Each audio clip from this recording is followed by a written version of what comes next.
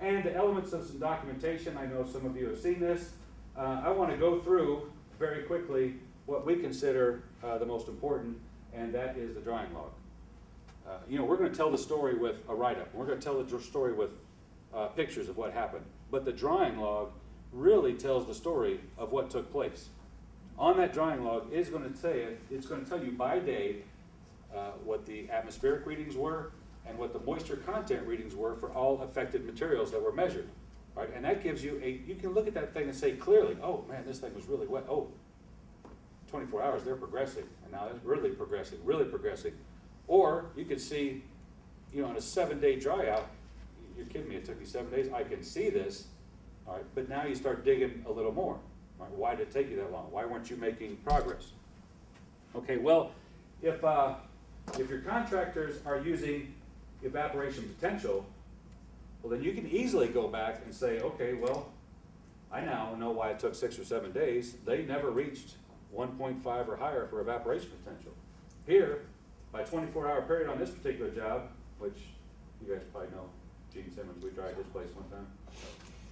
But there, we were at 1.75. We're at 1.75 for evaporation potential.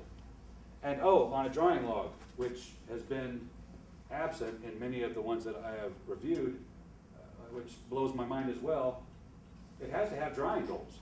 If you're going to show up to a structure and dry this thing and you don't establish drying goals for the different types of materials that are affected, well then, how do you know when to stop?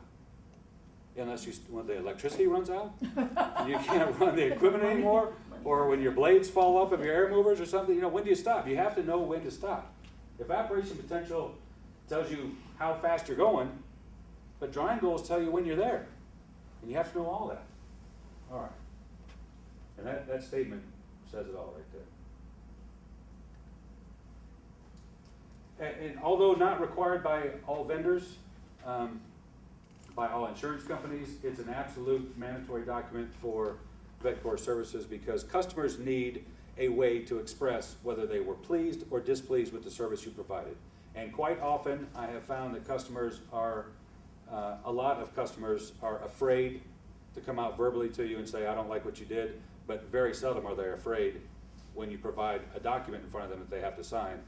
Then for some reason that motivates them to say, yeah, you did good or you didn't do good. All right, so for us, it's an important document for sure. Okay, so first of all, I think it's obvious that the VetCor folks are pretty passionate about the science behind this. There's a difference between just showing up somebody's house and throwing equipment in there. And Paul talked about, in January of this year, when Paul said, hey, do you want to come down there? Or I think it was December 2013. Paul said, hey, what do you think, man? You want to do this? You know anything about water? I was like, well, I use it about once a week to brush my teeth, and I bathe in it and stuff like that.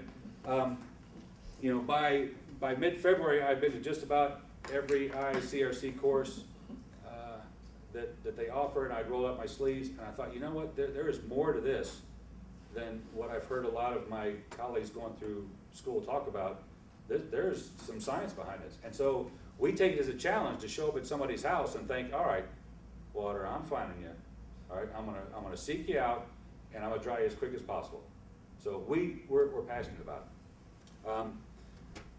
Jason talked to you about the real, the physical science behind this thing, the numbers and relative humidity and specific humidity and the different measurements. And then I want to take you how we use that through the 4 principles of drying and how those are all intertwined. And then just a quick introduction to how VetCor has discovered the use of EP, and it's really helped our technicians do the right thing on site. But most importantly of all this, I wanted to thank everyone for coming here and visiting us at VetCor. We're new to this kind of industry, but we're not new to being awesome. We've been awesome for a long time.